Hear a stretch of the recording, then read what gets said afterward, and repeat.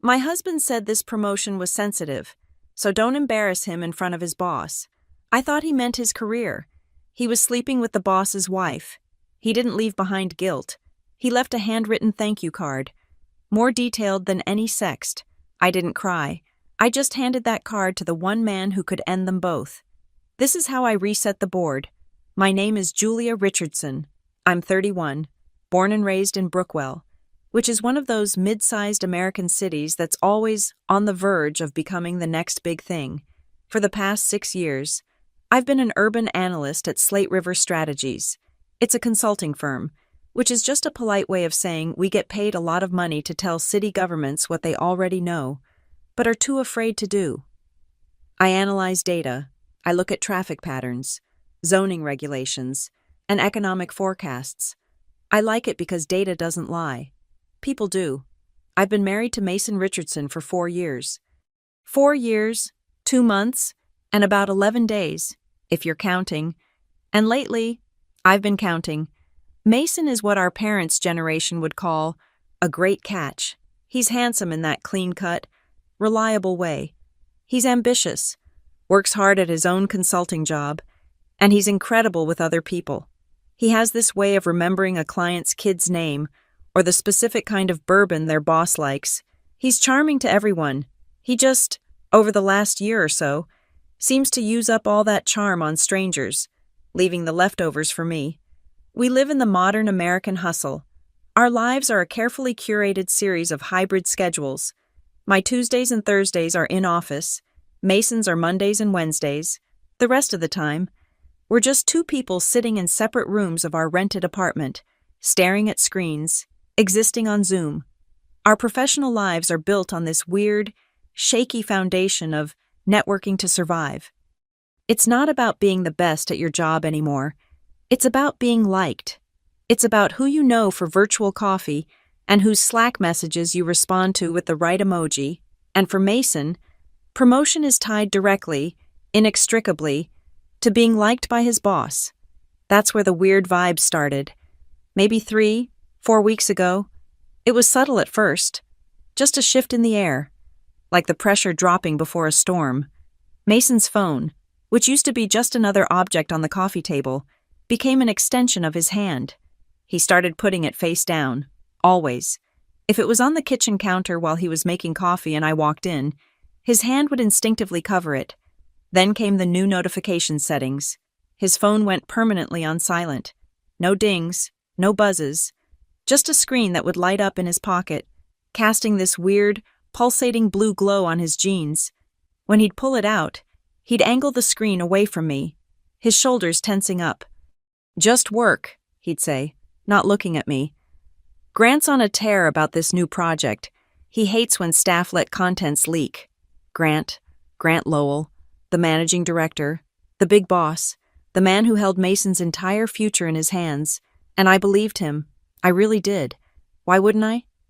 Mason was gunning for a huge promotion, a project manager position that wasn't even in our Brookwell office. It was a transfer to the client's parent company in Chicago. A massive step up. It was the kind of move that required late-night calls, frantic weekend emails, and a whole lot of sucking up. So, when Mason's phone lit up at 10:30 on a Tuesday night and he took it into the bathroom with the fan on, I just sighed and told myself this was the price of ambition.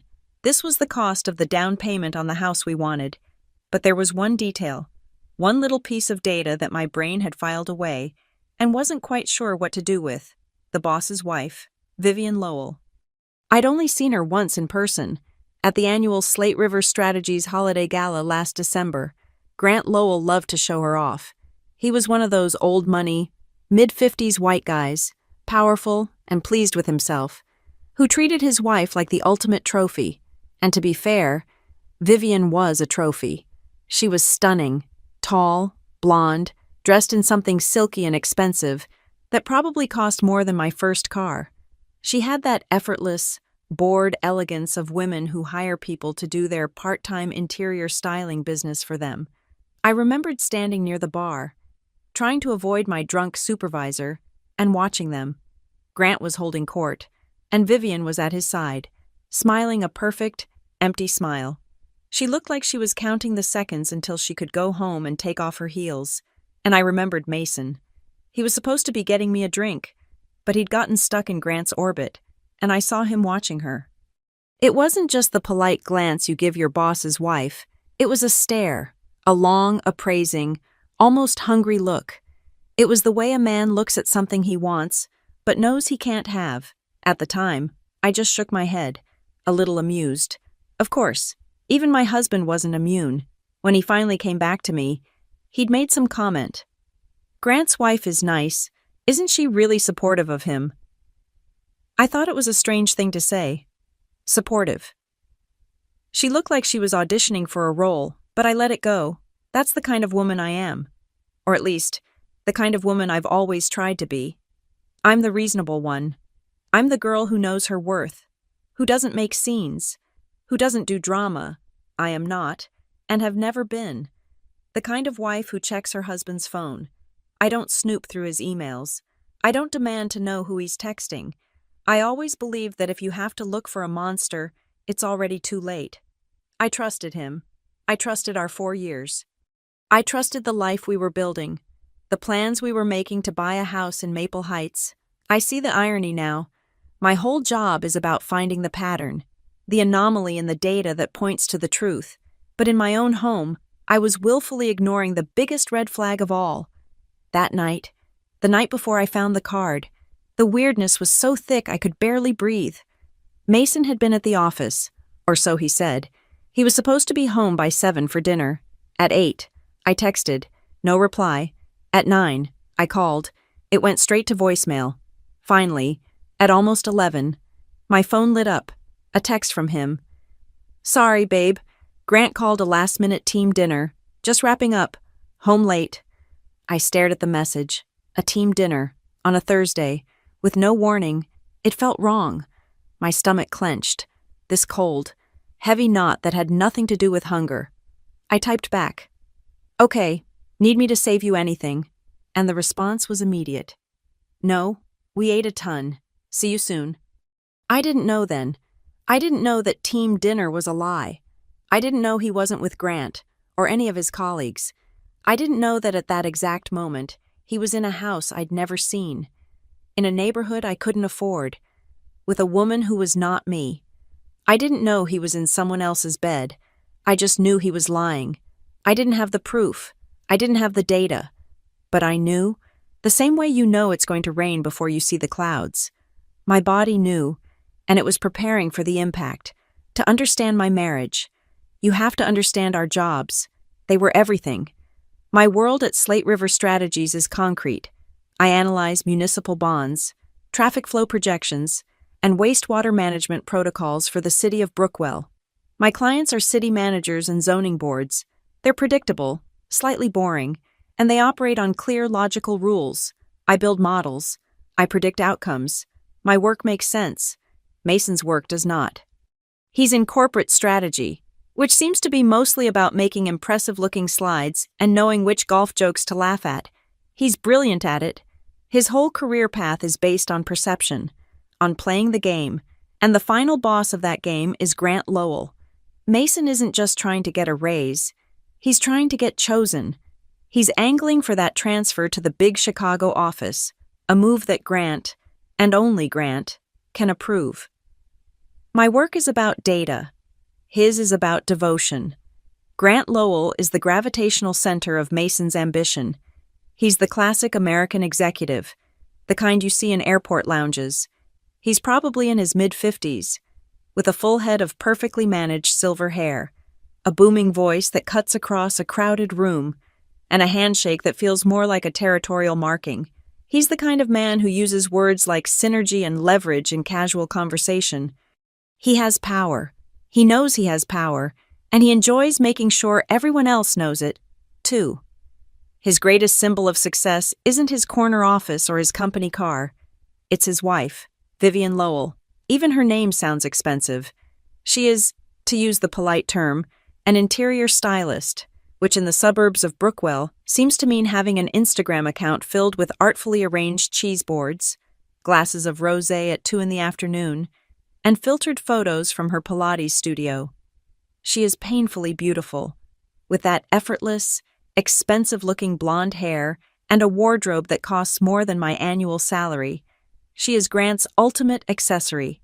He parades her at corporate functions and charity galas, one hand on her back, showing the world that he has not only conquered the boardroom, but has also secured the perfect, beautiful, supportive wife. I'd never given Vivian a second thought, until Mason started mentioning her.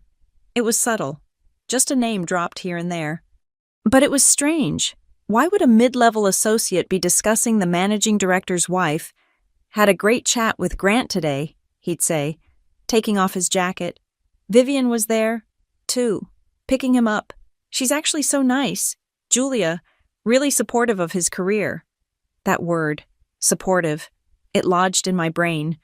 What did that even mean? Why would he notice it wasn't his job to analyze the boss's wife's personality? But he said it with a kind of genuine surprise, as if he'd uncovered a rare fact. Our company culture is all about family. It's a toxic little word that really just means they expect you to sacrifice your personal time without complaint. The peak of this is the annual holiday party, a mandatory fun event where everyone drinks lukewarm Chardonnay and pretends to like each other. I went, of course, I'm the good wife, and I saw them. I was stuck talking to someone from accounting, and I glanced across the room.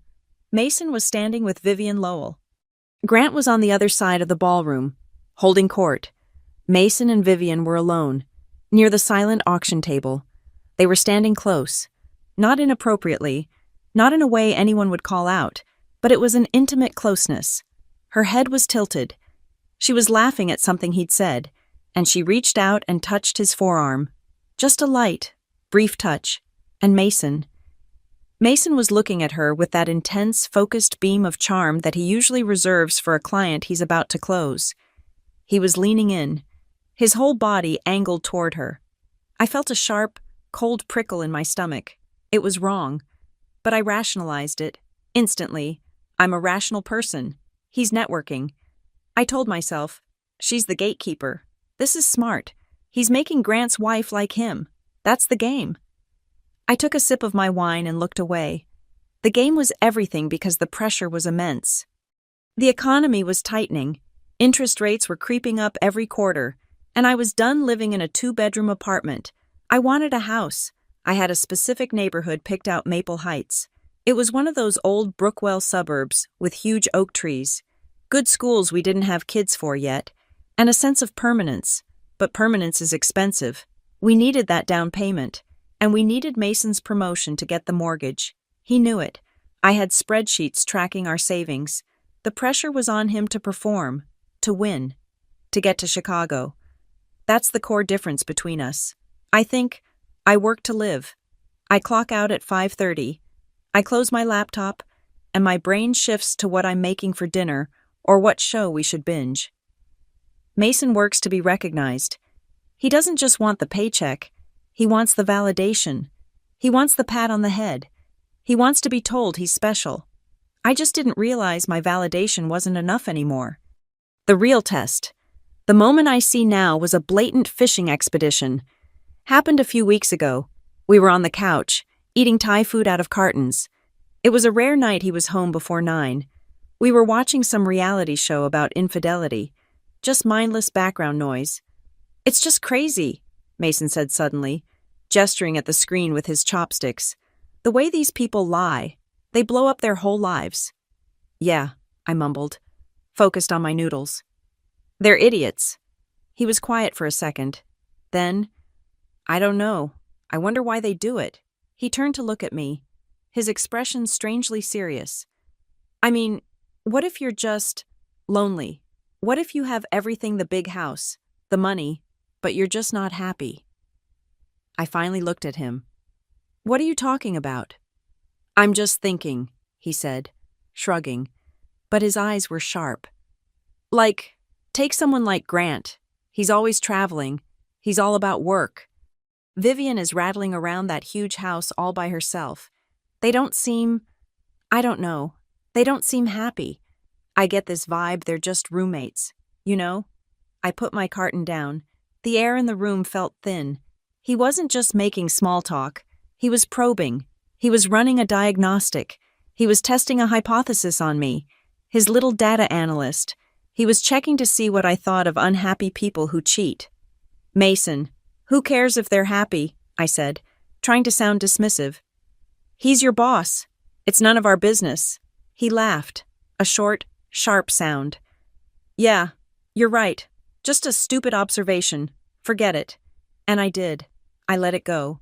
I put it out of my mind, because the alternative was too ridiculous, too melodramatic. This was my life, not some cable TV drama. This was Brookwell, my husband, sleeping with his boss's wife. It was a career-ending, life-destroying cliché. I remember thinking, as I cleaned up the kitchen, that Mason was ambitious, maybe a little too eager to please, but he wasn't a complete idiot. Sleeping with Vivian Lowell wasn't just wrong. It was stupid. It was corporate suicide. Nobody. I told myself, is that stupid? The denial phase doesn't last long when you're an analyst. Denial is just bad data. My brain started collecting good data, and it started collecting it fast. It was a Tuesday night, around 8:30. Mason was, once again, wrapping things up with Grant. I was sitting on the sofa, feeling that familiar knot in my stomach, and I did something I rarely do. I hit the FaceTime button. I wanted to see his face. I needed to see the office background, the fluorescent lights, the reassuring mundanity of his cubicle. The call rang twice, then immediately disconnected. A text popped up a second later. Can't talk. Signal in Grant's garage is awful. We're tuning his old Porsche. What's up? My thumb hovered over the keyboard. Before I could type, my phone rang again, a regular call this time. Hey, what's up? His voice was cheerful, too cheerful. Just wanted to see your face, I said, trying to keep my own voice light. You're in Grant's garage. Yeah, it's a mess. This guy's got tools everywhere. What's going on? But I could hear the background noise, and it wasn't the clanging of tools.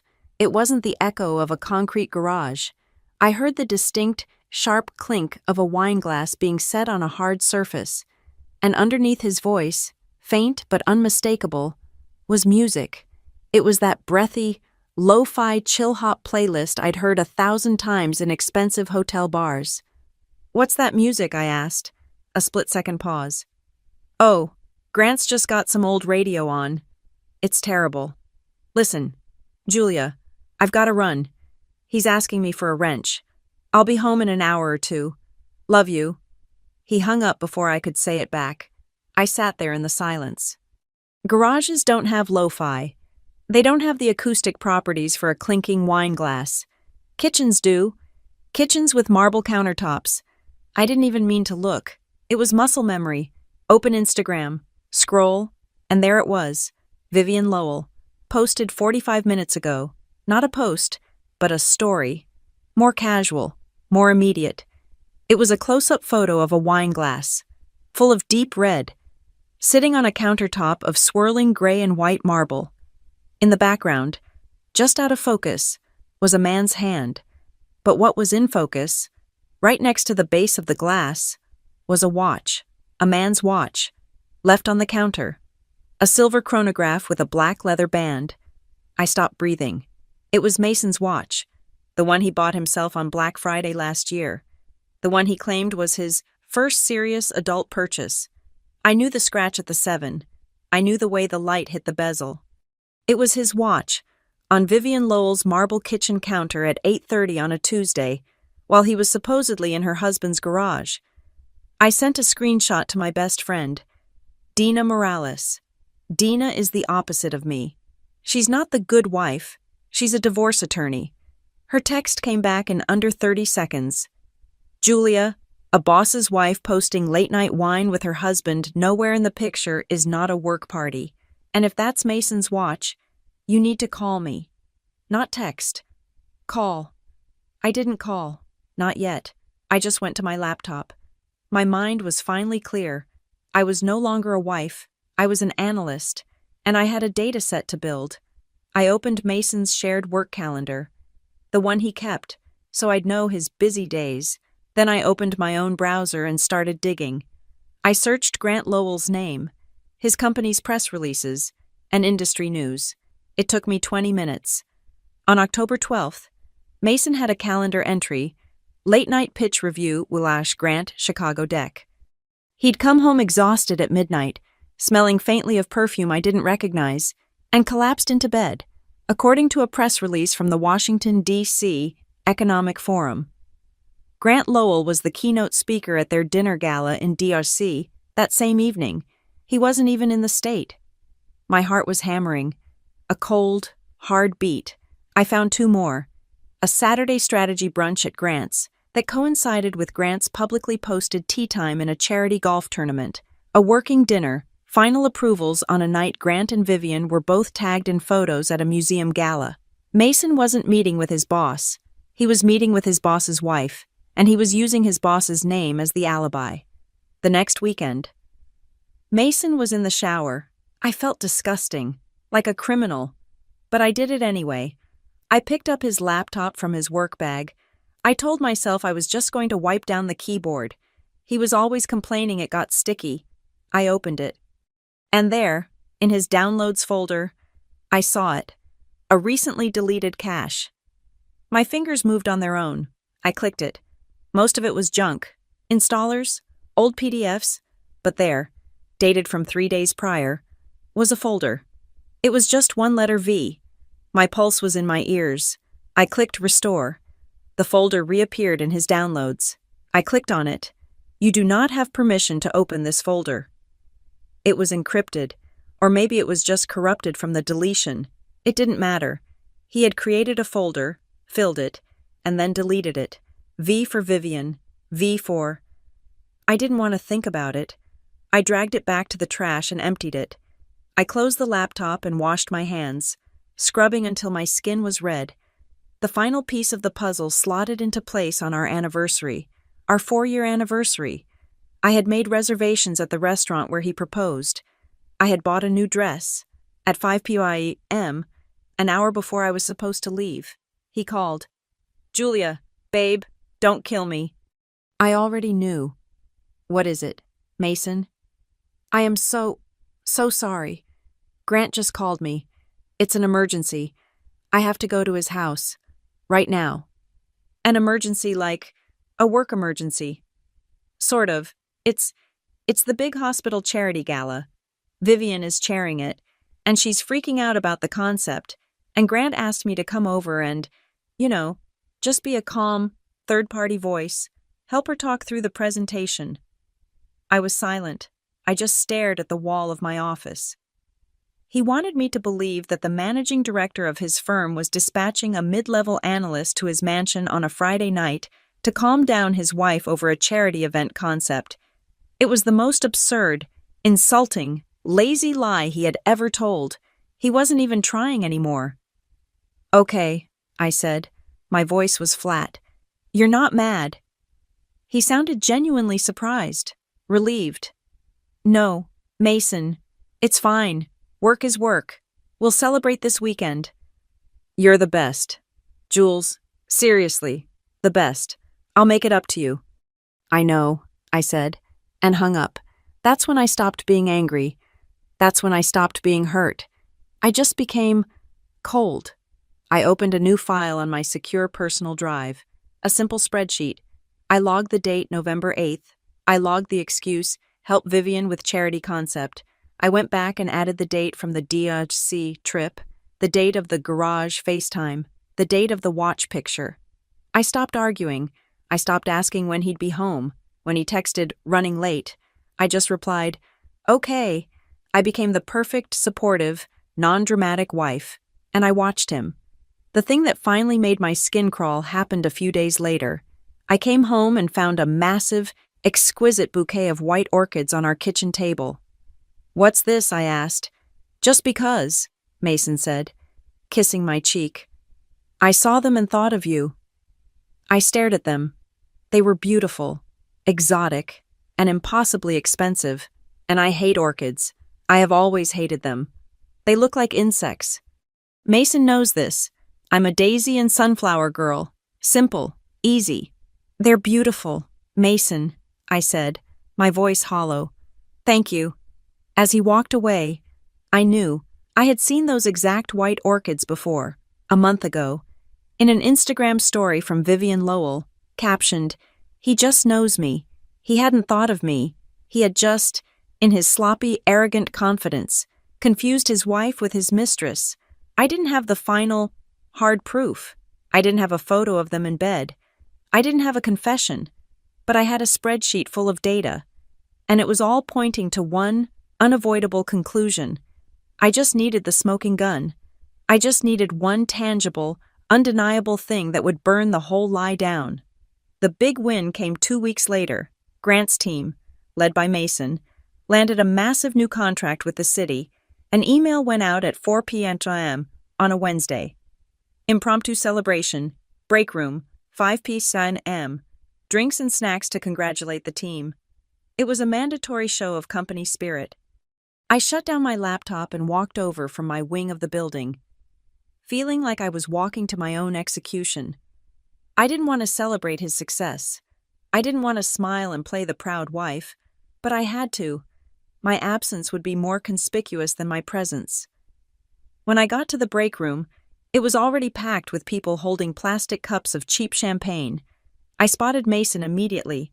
He was standing next to Grant, looking like the golden boy. He had on his best suit, the dark blue one I bought him, and he was laughing, his shoulders back. The picture of confidence? He'd arrived early, clearly, to soak in the praise. And then, she walked in. Vivian Lowell. She wasn't with Grant. He was already there. She walked in alone, wearing a cream-colored cashmere dress that probably wasn't meant for an office break room. She scanned the crowd, her eyes landing on Grant, then moving. Right to Mason, she smiled. A small, private smile, before she made her way to her husband. I turned to the snack table, suddenly needing to look busy. The catering was the usual sad spread of cubed cheese and damp crackers. As I pretended to choose the perfect piece of cheddar, I heard them. 2 women from Human Resources, hovering by the mini-fridge, their voices low. "She's here again," one of them whispered. "I know," the other one replied, not even trying to be quiet. "She's practically part of the team at this point." "You mean his team?" the first one said, and they both giggled. "Seriously, though, she's awfully close with Mason Richardson, isn't she?" "Oh, that's just good networking," the second one said, her voice dripping with sarcasm. "He's networking very hard for that Chicago spot." The blood drained from my face and pooled in my feet. It wasn't in my head. It wasn't just my suspicion. It was a rumor. It was office gossip. They knew. The secretaries knew. The assistants knew. The HR girls knew. The only person in the entire building who was supposed to be in the dark was me, the wife, as if she had a sensor for my discomfort. Vivian turned away from Grant and spotted me by the cheese plate. Her face lit up with a blinding 1,000-watt smile of pure performance. "Julia, oh my God, hi." She glided over, her expensive perfume arriving a second before she did, before I could even react. She pulled me into a hug. It was all air and hair and cashmere. She smelled like money and white flowers.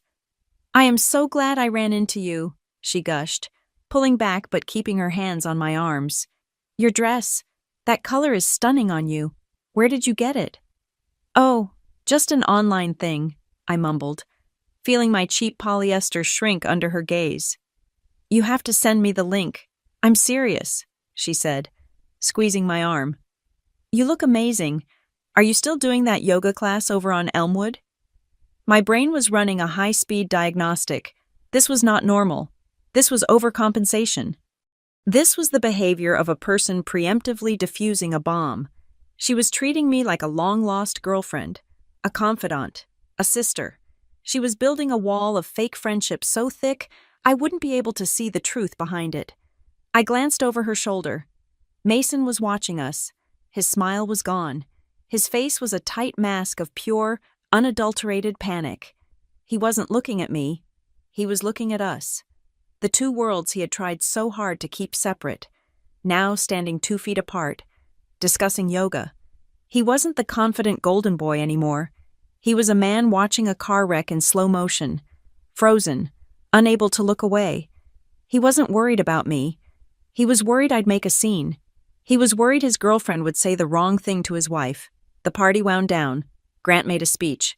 Mason was clapped on the back. I smiled until my face hurt. As people started to file out, I walked over to Mason. "Great job," I said, my voice surprisingly steady. "Want to grab a celebratory dinner? Just us." He flinched, just slightly. "Oh, babe, I can't tonight." "Why not?" He was already looking past me, toward the door where Vivian was waiting, holding her coat. I have to take Vivian home," he said, his voice low. I just stared at him. "You have to take Vivian home. Where's Grant?" "He's staying for a late call with the new client," Mason said, rattling off the excuse so fast it was obvious he'd rehearsed it.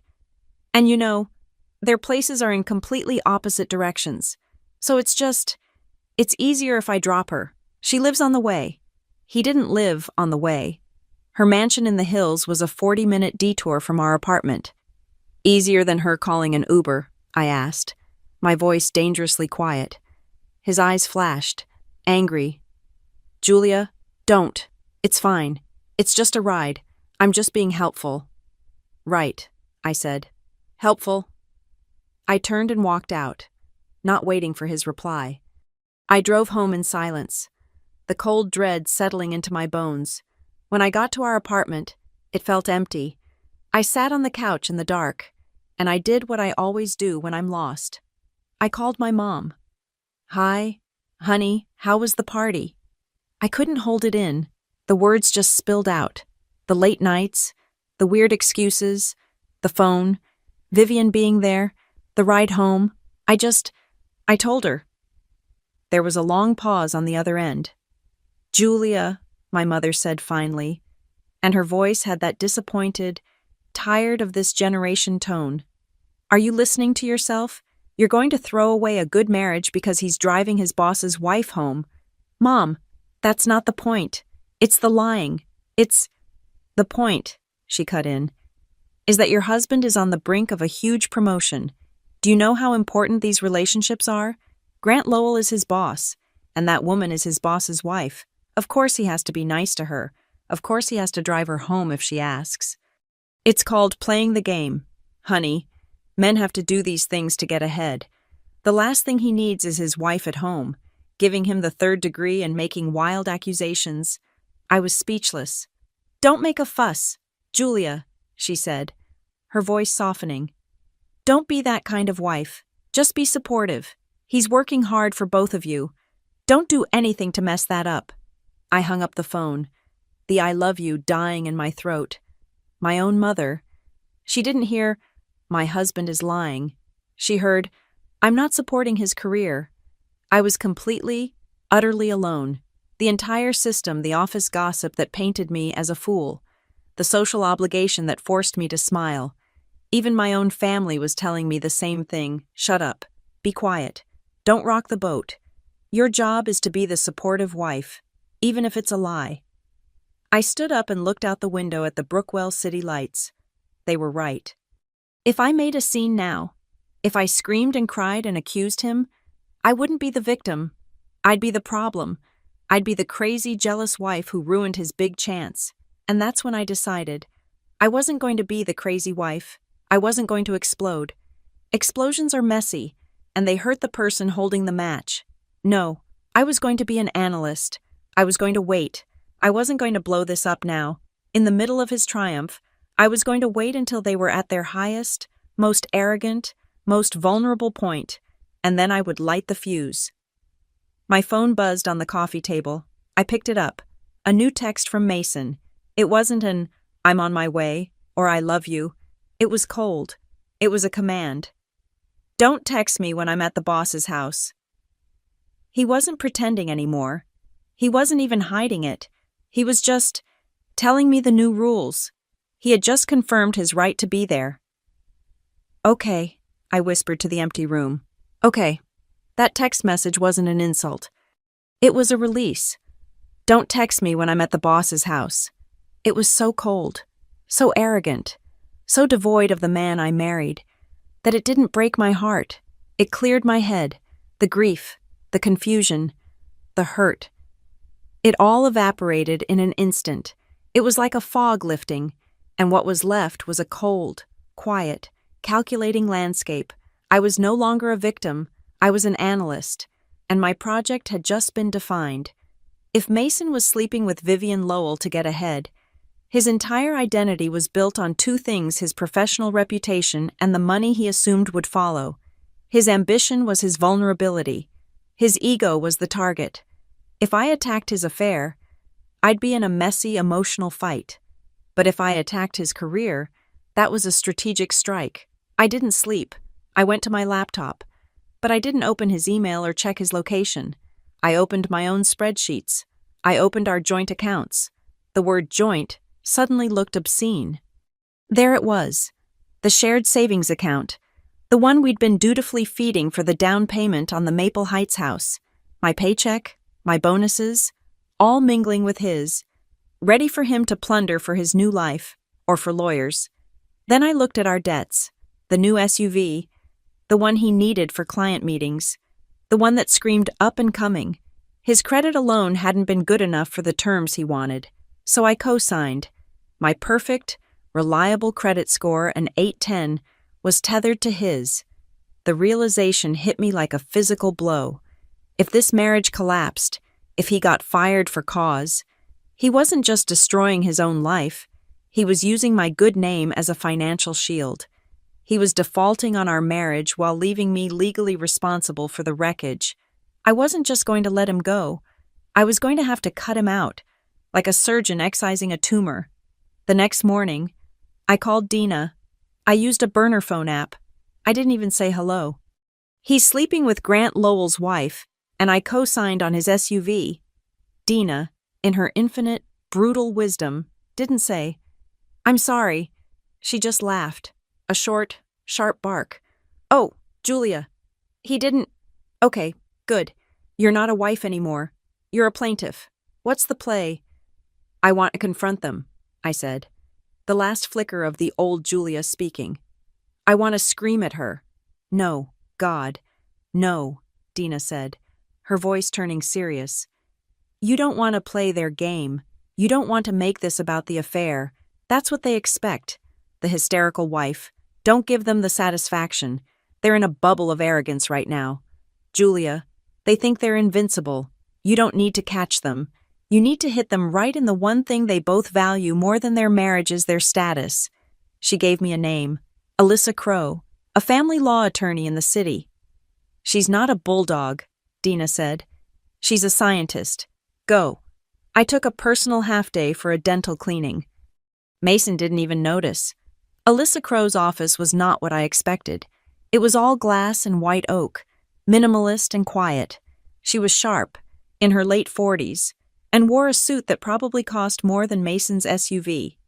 "What can I do for you, Ms. Richardson?" I sat down. I didn't cry. I didn't raise my voice. I opened my notebook. "I'm here for asset protection and strategic planning," I said. "My husband is sleeping with his boss's wife. I don't want revenge. I want consequences." I laid out the timeline, the late nights, the lies, the HR gossip, the co-signed loan. "I don't want to do anything illegal," I said, my voice firm. "I don't want to send anonymous emails or hire a private investigator.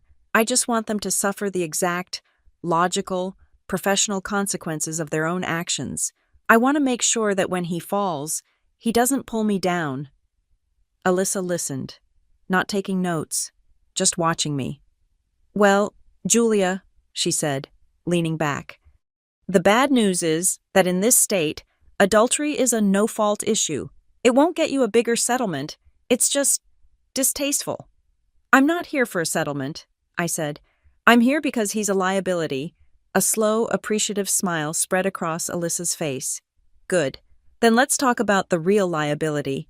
The adultery is a marital problem, but sleeping with the wife of the managing director, that is a corporate problem. That's a catastrophic lapse in judgment. It's a morality clause violation. In many companies, it's a fireable offense. No severance, no unemployment, just a box, a security guard, and the sidewalk. My heart started to beat faster. But only, she continued, if the boss finds out, and finds out in a way he can't ignore. We talked about options, an anonymous tip. Too easy to deny. He'd blame a jealous colleague, a confrontation, he'd just lie. I needed proof, hard proof, but I wasn't going to get it. He's too careful, I said, frustration creeping in. He's all about perception.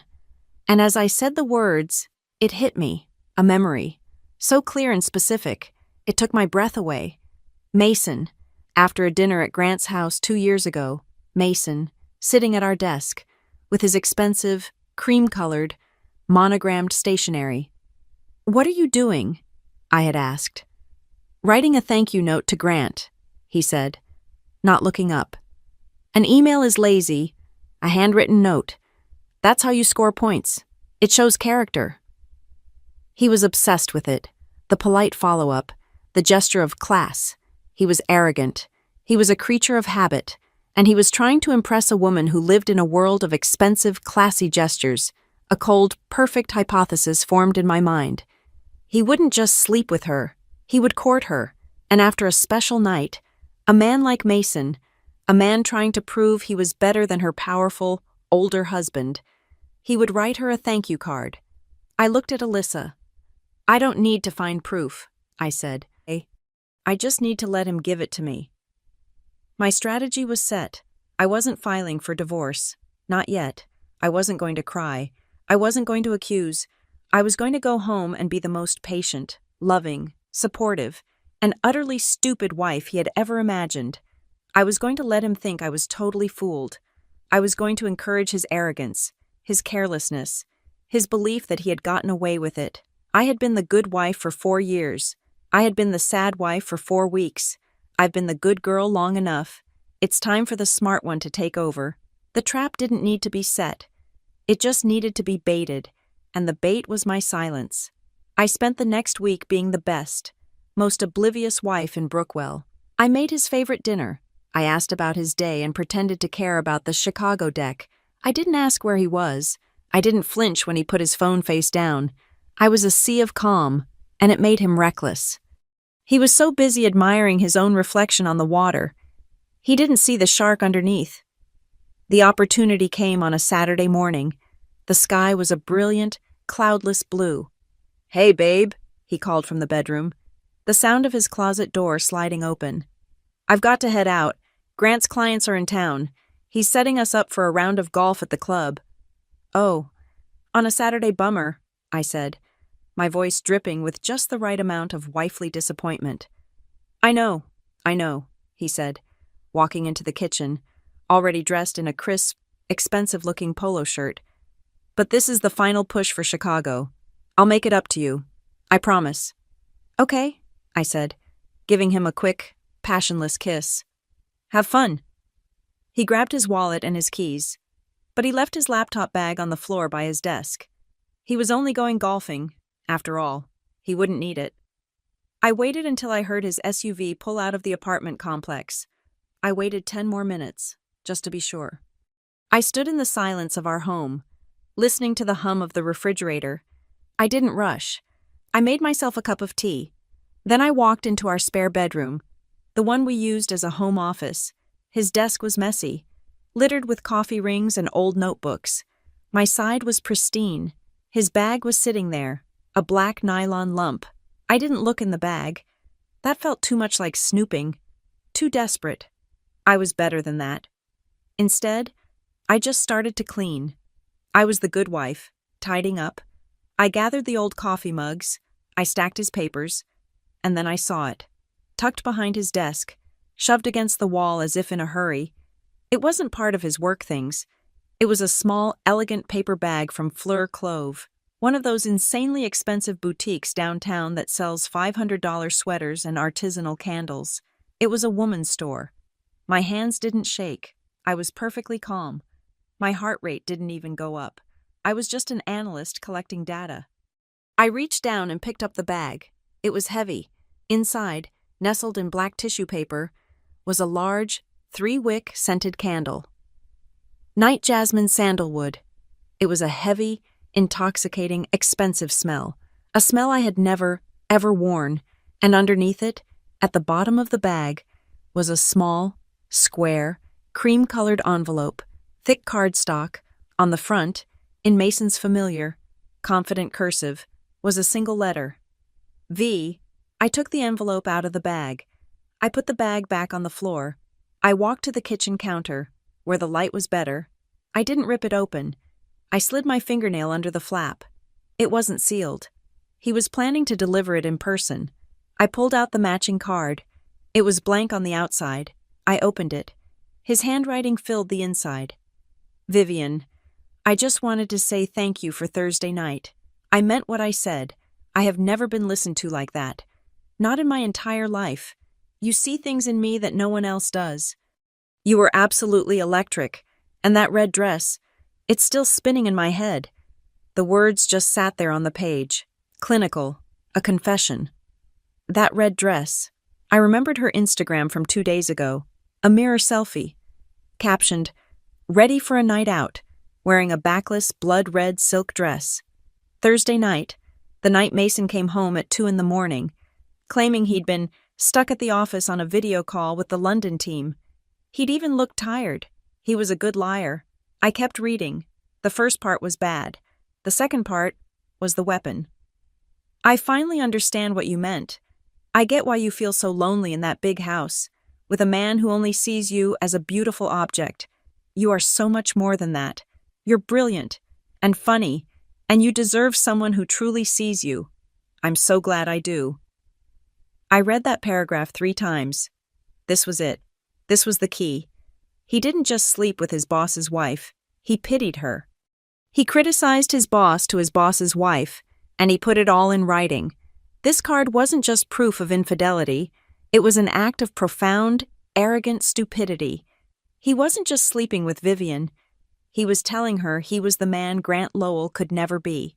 And if Grant Lowell, a man defined by his power and his possessions, ever read the words, "A man who only sees you as a beautiful object," it wouldn't just be an affair. It would be a betrayal.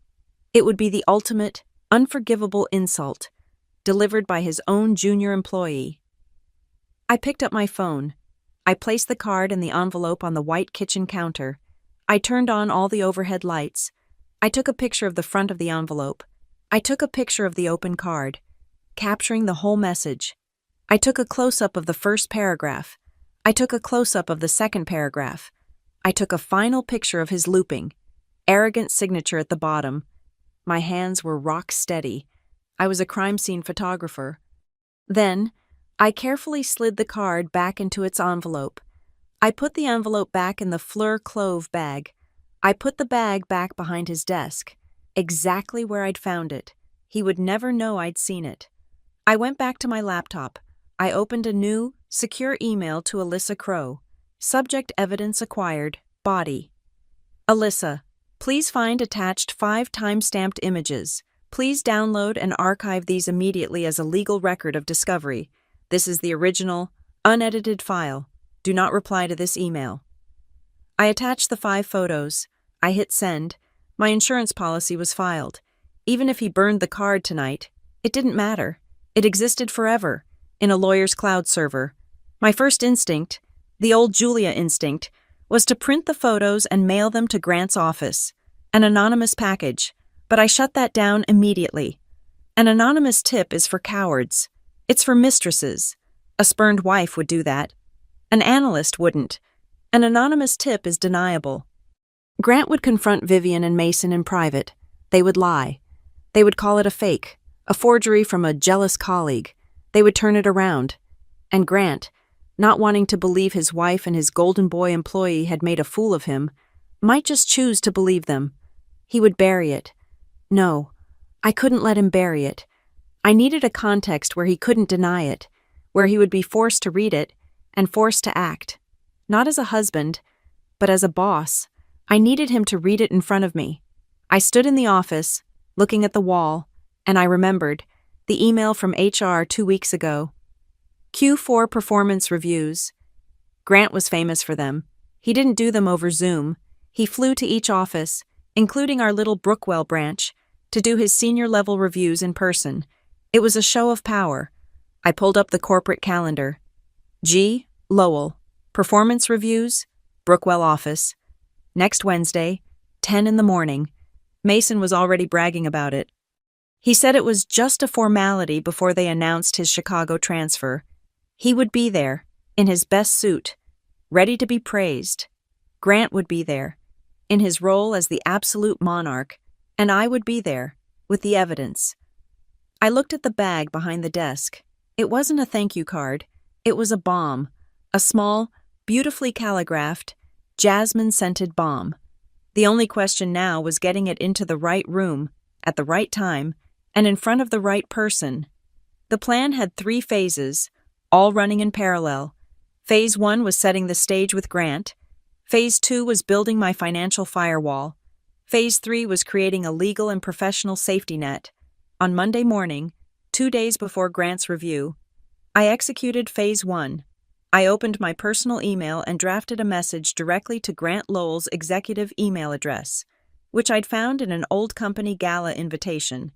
I CC'd his executive assistant, Sarah, to make sure it wasn't missed. The subject was, "A note of thanks, Mason Richardson's wife." Dear Mr. Lowell, my name is Julia Richardson, Mason's wife. I'm writing to express how truly grateful we both are for the incredible mentorship and opportunities you've given him over this past year. He speaks so highly of you as he prepares for his performance review this Wednesday. I know he wrote a small thank you card to express his gratitude for a recent dinner. It's very personal. I'd love to drop it by the office for you myself, as a surprise for Mason, just to add my own personal thanks. Would you be available for just a moment around 10 a.m. when you're in the Brookwell building? All the best. Julia Richardson. It was a work of art. I played the role of the devoted, slightly old-fashioned, supportive wife. I framed it as our gratitude. I made the card his idea, and I made it personal. A word that hooks men like Grant every time. It implies intimacy, but in a professional, acceptable way. His assistant, Sarah, replied within an hour. Dear Julia, Mr. Lowell is delighted by your kind words. His schedule on Wednesday is extremely tight. However, you are more than welcome to leave the card with me at the front reception, and I will ensure he receives it personally. This was the test. I waited 30 minutes, then replied, just to Sarah. Hi, Sarah. Thank you so much for the quick reply. I truly appreciate it. Because the note is so personal in nature, I really would feel more comfortable handing it to him myself. It will only take 30 seconds. I'm happy to wait in the reception area until he has a free moment. I just want to shake his hand and thank him. Julia. I had now used the word personal 3 times. I had created a mystery. A man like Grant Lowell, a man who thrives on power and information, cannot resist a mystery, especially one delivered by the charming, grateful wife of his star employee. The reply came an hour later, this time from Grant himself. Julia, Sarah has found a 5-minute window at 10:15. Look forward to seeing you. Grant. The hook was set. Phase 2 was already in motion. That same Monday, I went to my bank during my lunch break. I sat down with a personal banker and opened a new checking and savings account under my name, and my name only. I changed my direct deposit information at my own job, routing my entire paycheck into this new, safe account. Then, I logged into our joint savings, the Maple Heights Dream Fund. There was just over $68,000 in it. I wrote a check from the joint account to myself for exactly $34,000, my half, down to the penny, and deposited it into my new account. I didn't take $1 more. I wasn't stealing. I was securing my assets. He could have his half. He would need it for his own lawyers. Phase 3 was the most delicate. I couldn't just walk into my own HR department at Slate River and ask about my husband's company, but I could create a paper trail of my own due diligence. I sent an email to my own HR manager, a woman I barely knew. Hi, Brenda. Quick hypothetical policy question for you. I'm working on a risk analysis for a city client, and it got me thinking. What is Slate River's official stance on conflict of interest if an employee were to, say, develop a personal relationship with a client's family member, or even the family member of a supervisor at a client's firm? Just curious about the protocol for reporting or disclosure. Thanks. It was vague, professional, and most importantly, documented. It showed that I, Julia Richardson, was a person who worried about ethics and conflicts of interest. It was another insurance policy. That night, I met Dina for a drink. I showed her the photos of the card. This, she said, holding my phone, is what we in the business call the kill shot. This isn't just an affair. Julia, this is a motive. He's not just sleeping with her. He's telling her that her husband, his boss, is an emotionally stunted man who treats her like an object, and he's the sensitive savior. Oh, this is so much better than I'd hoped. I found the original, I told her, in a gift bag in his office. Her eyes went wide. He hasn't given it to her yet. Oh, God, he's an idiot. He's arrogant, I corrected. He's probably waiting for the perfect, dramatic moment. But what if he checks the bag? What if he sees it's gone? Dina smiled. It won't be gone. She took me to a stationery store. We spent an hour finding the exact, perfect match. The cream-colored, thick stock, square card, the matching envelope. It cost $24 for a pack of 10. Now, she said, go home, take the real card, and put it somewhere safe. Put one of these blank ones in the envelope and put it back in the bag. If he looks, all he'll see is the envelope with V. Cartier on it. He won't check inside. Arrogant people never double-check their own brilliance. I did exactly as she said. The real card, the bomb, was now in my locked desk drawer at my office. Safe and sound. The decoy was in his gift bag, a harmless blank, waiting for a rendezvous that would never happen. The final piece of preparation was the law. Alyssa, I said, on a prepaid burner phone. One question. I'm in a one-party consent state, right? Yes, her voice was dry. As long as one party in the conversation knows it's being recorded and that party is you, it is generally admissible. Why, Julia? Because I need to be sure that when I hand Grant this card, his reaction is captured. I need to record him reading it. That is a very aggressive, very smart move, Alyssa said. Just make sure your phone is set to voice memo and not video, and don't you dare touch it once you hit record. The night before the review, I was a coiled spring. I made dinner, pasta, simple, comforting. Mason came home whistling. Big day tomorrow. Babe, he said, kissing my hair. He smelled like confidence in his expensive cologne. I know. I said, my voice bright and airy. You're going to kill it, Mason. I'm so proud of you. He beamed. He just soaked it in. This was what he lived for: praise, success, and a wife who admired him. This is it, Julia, he said, taking the plate from me. After tomorrow, we're looking at Chicago. We're looking at that house. I'm so excited, I said, and I meant it. I was more excited than I had been in years. He sat on the couch, eating his pasta, watching some game on TV, completely at ease, without a single shadow of doubt. He was the golden boy on the eve of his coronation. He had a beautiful, supportive wife at home, and a beautiful, exciting mistress on the side. He was winning. He had gotten away with all of it. I watched him. I watched him laugh at a commercial. I watched him check his phone, which lit up with a text. He quickly angled away from me, and I felt nothing. No anger, no pain. Just a cold, clean sense of purpose. He went to bed early. To be fresh for Grant. I stayed up, staring out the window. Tomorrow, I thought, as I watched him sleep.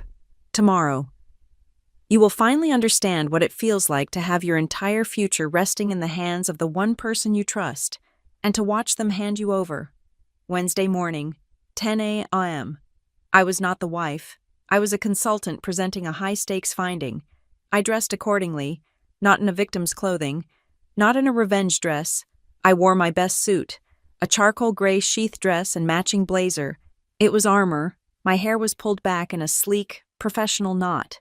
My heels were low. quiet, and serious. I looked like I was there to discuss quarterly projections. I walked into the lobby of Mason's building. It was a different world from my office. All glass and polished granite, and the silent, rushing sound of money. I didn't need a visitor's pass. My name was on the list. I had an appointment. Julia Richardson, here for Mr. Lowell. I said to the security desk, 24th floor, ma'am, his executive assistant, Sarah, is expecting you. The elevator ride was silent. I was alone. I watched the numbers climb. I wasn't nervous. I was prepared. This was not an emotional act. It was the logical conclusion of my data analysis. I had my hypothesis, I had my proof, and I was about to present my findings. When the doors opened on the 24th floor, the atmosphere was hushed. This was the executive level. The air was thinner up here. I saw Sarah at a large, imposing desk, acting as a gatekeeper to a hallway of corner offices, and just to her left, the main boardroom. It was a fishbowl, walled with floor-to-ceiling glass, and they were all in it. Grant was at the head of the table, commanding. 2 other senior executives were with him, and there, sitting 2 seats down from the king, was my husband, Mason. He was in the middle of talking, animated, using his hands. He was selling himself, charming them. He looked like the star employee. He looked like the future of the company. I felt a cold, sharp satisfaction. He was at his peak. The higher the climb, the more devastating the fall. Before I moved, I reached into my coat pocket, my phone.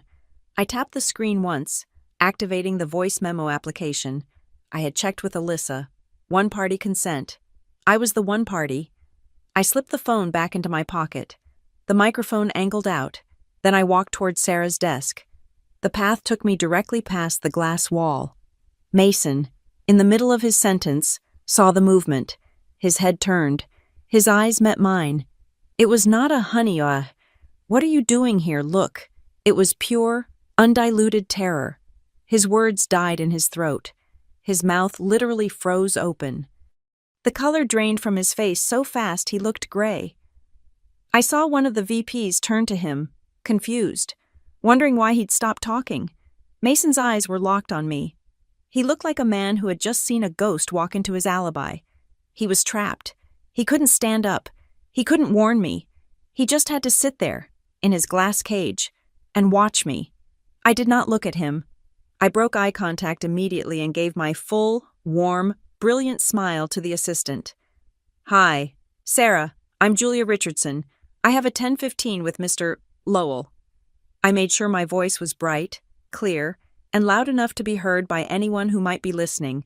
Sarah, who had no idea she was a supporting character in a tragedy, smiled back. Of course, Ms. Richardson, right on time. He's just wrapping up. I'll let him know you're here. She buzzed his private line.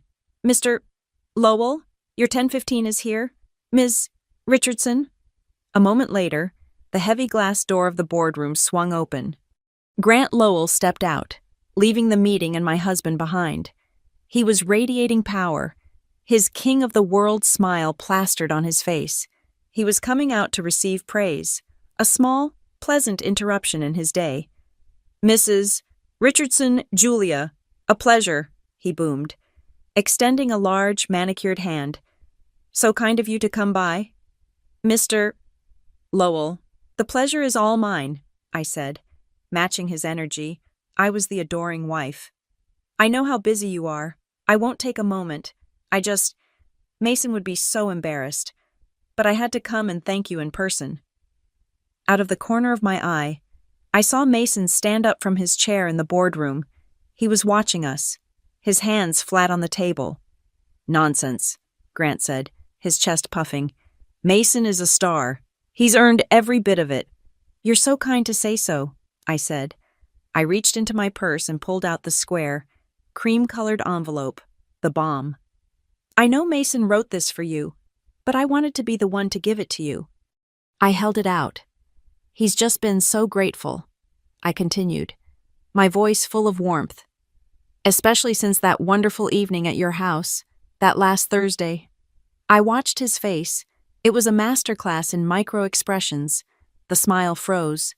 Just a fraction. His eyes, which had been warm, sharpened.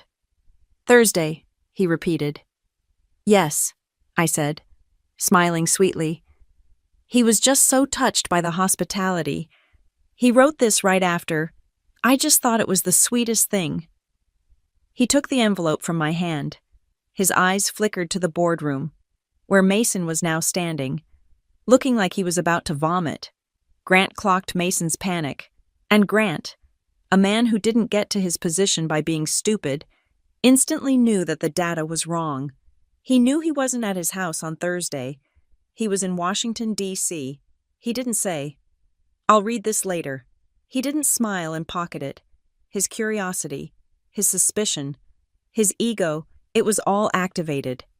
He needed to know what was in the envelope that was making his star employee look like a condemned man. He stood right there in the hallway, in front of me, in front of his assistant, in full view of the glass boardroom, and he tore the envelope open. He pulled out the card. I watched him read. I watched his eyes scan the first line, "Thank you for Thursday night." His brow furrowed. This was not a thank you note to him. He read the next line, "And that red dress. It's still spinning in my head." His face went rigid. This was a private detail. This was not meant for him. And then, I watched his eyes find the kill shot. I get why you feel so lonely in that big house, with a man who only sees you as a beautiful object. The change was not explosive. It was a chemical reaction. I watched the blood leave his face and be replaced by a cold, white rage. It was the fury of a man who hadn't just been cheated on. He had been analyzed, judged, and dismissed as an inadequate object viewer by his subordinate. He had been made a fool of. His eyes scanned the last line, "You deserve someone who truly sees you." The silence on the 24th floor was absolute. Grant Lowell slowly raised his head. His eyes were not angry. They were dead. The public-facing CEO was gone, and in his place was a predator. He looked at me. His voice was a whisper, so low I could barely hear it, but my phone could. "You said Thursday." "Yes," I said. "My husband was at my house on Thursday." My supportive wife mask dissolved. My face went as cold and hard as his. "No, Mr. Lowell," I said, my voice quiet, precise, and devoid of all emotion. "He was at your house, but you were in Washington.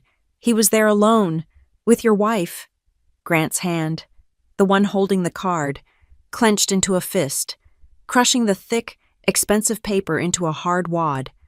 He didn't look at me again. His eyes were fixed on the glass boardroom. He was looking at Mason, who looked like he was about to collapse. Grant Lowell turned to his assistant. He didn't raise his voice. He didn't have to. The command was laced with so much venom it made Sarah physically flinch. "Sarah," he said, "call Mason Richardson. Get him in my personal office. Now." Grant Lowell's personal office was not the glass fishbowl. It was down the hall, with a heavy, solid oak door, designed for privacy, for executions. I didn't go back to the elevator. I sat down in one of the plush, uncomfortable leather chairs in Sarah's reception area, the ones meant for show. I was a stakeholder, and I was waiting for the results of the audit. My phone was still in my pocket, still recording. I saw Mason walk out of the boardroom. The other two VPs were still in there, looking utterly baffled. Mason looked like a man walking to his own hanging. He was gray.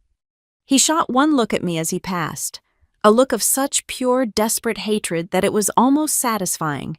It was the first honest emotion I'd seen from him in months. I just looked back, my face a perfect, placid blank. He walked the 20 paces to Grant's office and knocked. A weak, trembling tap. The door opened, and he was pulled inside. The heavy door shut with a soft, expensive thud. The silence was deafening. Sarah, the assistant, was typing furiously, her eyes glued to her screen, pretending none of this was happening. 10 minutes passed. 15. There was no yelling. That, I knew, was a bad sign for Mason. A man like Grant wouldn't yell. Yelling is what you do when you've lost control. Grant was in absolute, terrifying control. I could imagine the scene inside. Mason walking in, seeing that crumpled, handwritten card on the center of Grant's pristine mahogany desk. His own words, sitting there like a death warrant. I could hear, in my head, Grant's voice, low and cold, not like a husband, but like a prosecutor. Explain Thursday night, explain red dress, explain, Mason, how you know my wife feels lonely and like an object. Explain it to me. And I knew Mason's play. He would fold. He would try to blame the woman. She wanted it. Grant, she's unhappy. She came on to me. I was just, I got trapped. And then, I knew what Grant's response would be. The one that turned this from a personal mess into a corporate execution. I don't care if she lit herself on fire for you. She is my wife. And you are my employee.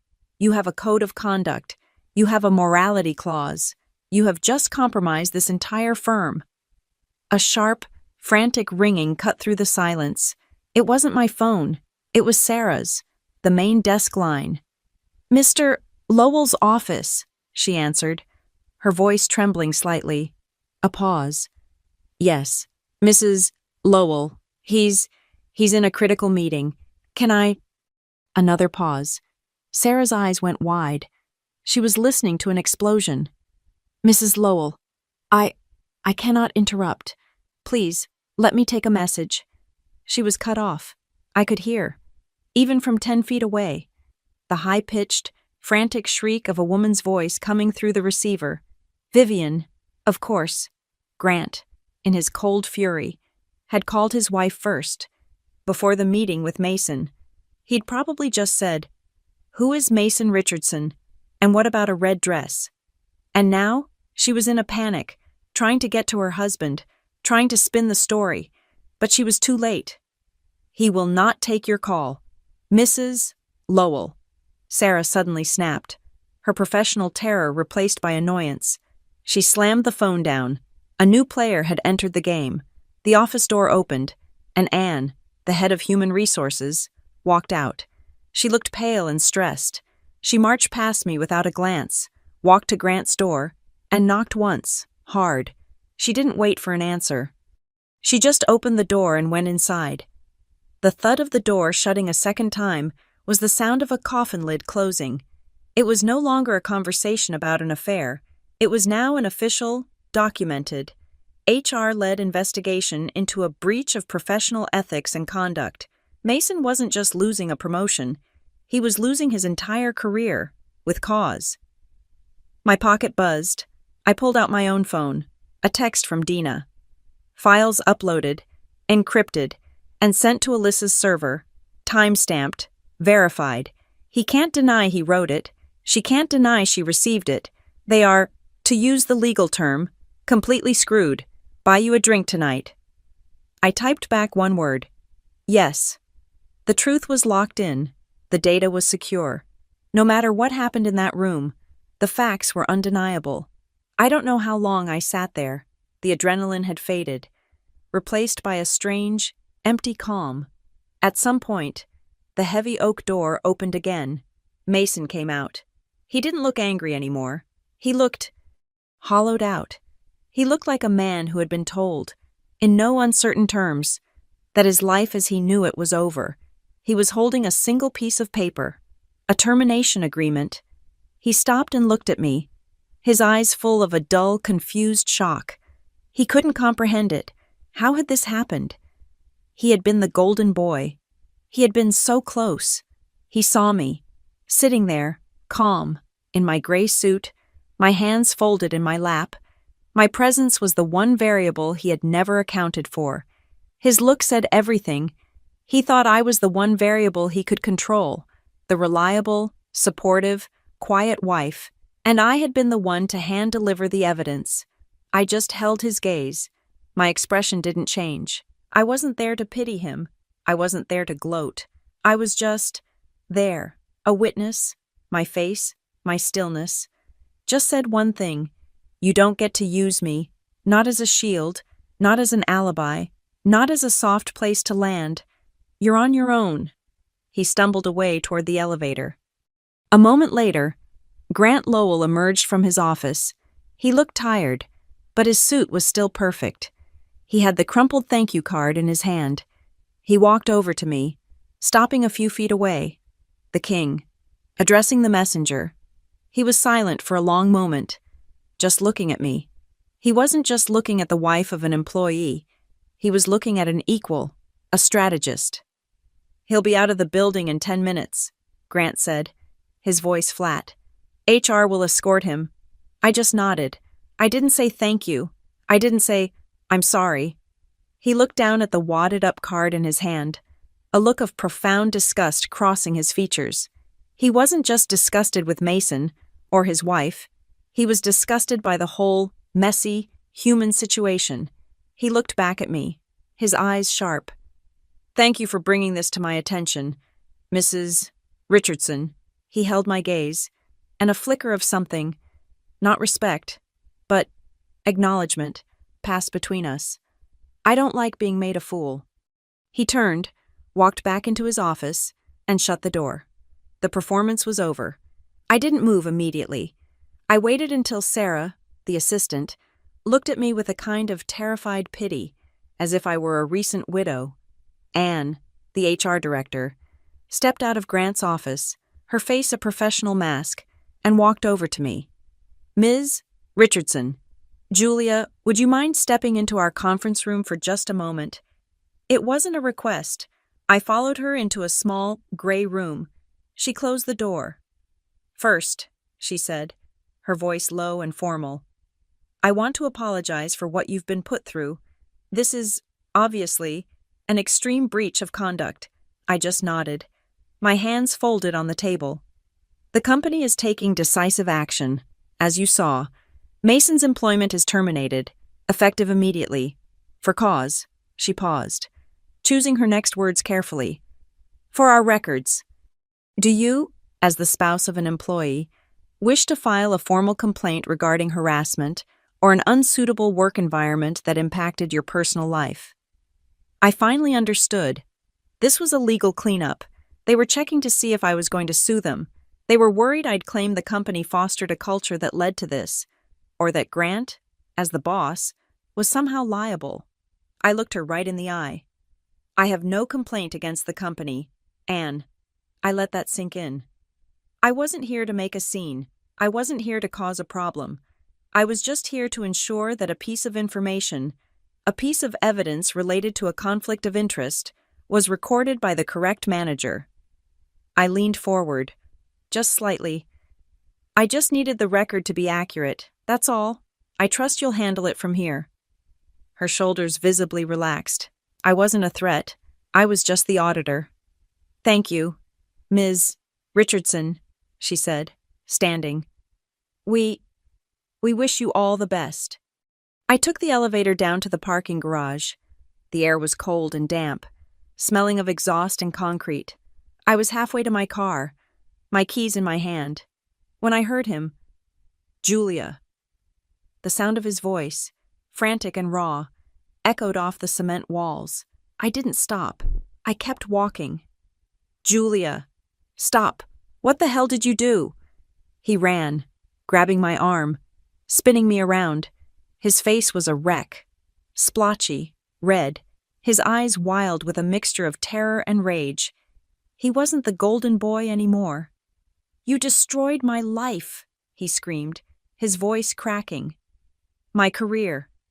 Everything that was my future. Julia, you just blew up my entire future. I yanked my arm out of his grip. I had not cried. I had not yelled, but I was done being silent. My future, I said, my voice dangerously low. You were sleeping with your boss's wife, Mason, in his house. You were using another man's marriage as a rung on your career ladder. That's not... It just happened. And the V folder, the garage FaceTimes, the orchids you bought her that you tried to give to me, did those just happen? He stared at me, his mouth open. He had no idea how much I knew. You, I said, poking him in the chest, my finger hard, are a liability. You risked my credit. You co-signed my name onto your fantasy, and you were so arrogant, so sloppy, that you wrote a confession. You wrote a love letter to your mistress on monogrammed stationery, criticizing her husband, your boss. I didn't destroy anything. I just delivered it to the one person who needed to read it. I just put the mail in the right box. The rage in his eyes flickered, replaced by the last pathetic defense of a cornered man. He tried to make his voice soft. He tried to look broken. If you loved me, Julia, if you ever loved me, you would have come to me. You would have screamed at me. You would have protected me from this. We would have fixed it. I laughed. It was a cold, sharp, ugly sound that startled us both. Protected you. You think, after all this, you still get to be protected by me? I stepped so close to him I could smell the fear on his skin. A sour, metallic scent. Let's be very clear about one thing. Mason, I whispered, if you had ever loved me, you wouldn't have been in your boss's wife's bed in the first place. He had no answer for that. As if on cue, his phone, clutched in his shaking hand, buzzed violently. A new email. He looked down at it, his face turning an even sicker shade of gray. It's Grant, he whispered, reading the screen.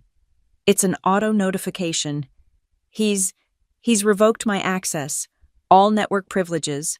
I'm locked out. He's demanding I hand over all project files by noon, or he's filing a suit for theft of intellectual property. He looked up at me, his eyes wide and hollow. My career, my whole career, it's gone. It's gone in one morning. Yes, I said, it is. My own phone chimed. A soft, polite notification. I pulled it out. It was an email from Alyssa Crow. Subject asset protection. Executed. The body was short. Julia, as of 10:35 A, our pre-filed Notice of Financial Separation has been activated. The joint savings account is frozen, pending amicable division, of which your half is secure. The Notice of Non-Liability for the SUV loan has been sent via courier to the lender, informing them that you will not be responsible for any future payments due to marital dissolution. You are, as of this moment, financially untangled. Congratulations. I'll send the divorce filing to Mason's new address. Once he finds one. I didn't just get even. I got out. Clean. One last notification popped up as I was putting my phone away. A text from a number I didn't recognize. It was long and rambling, full of typos and capital letters. It was Vivian. I didn't read all of it. I just saw a spray of words. How could you? He told me you were cold. You're just a jealous bitch. And the final line, you are so cruel, you ruined everything. She still thought this was a competition. She still thought this was about her, or about Mason. She still didn't understand that she was just collateral damage in her own affair. I didn't reply. My business wasn't with her. My business was with me. I wasn't fighting for a man. I was fighting for my balance sheet. I blocked the number. I got in my car. I put my seatbelt on. I turned the key. The engine hummed to life. Mason was still standing there, a ghost in the concrete maze, holding his useless phone. He was a man with no job, no wife, no mistress, and, I assumed, a very large car payment. I looked at him one last time. This man I had promised to love. He was just a bad investment, a miscalculation. I put the car in drive and pulled out of the parking space. I left him there, in the middle of the garage, a place he had always seen as the launching pad for his brilliant future. I drove out into the sunlight. I didn't look back. That thank you card was never meant to express gratitude. It was a trophy. He was so proud of his conquest. He had to write it down. He just forgot that when you write things down, they become data. It wasn't a thank you card.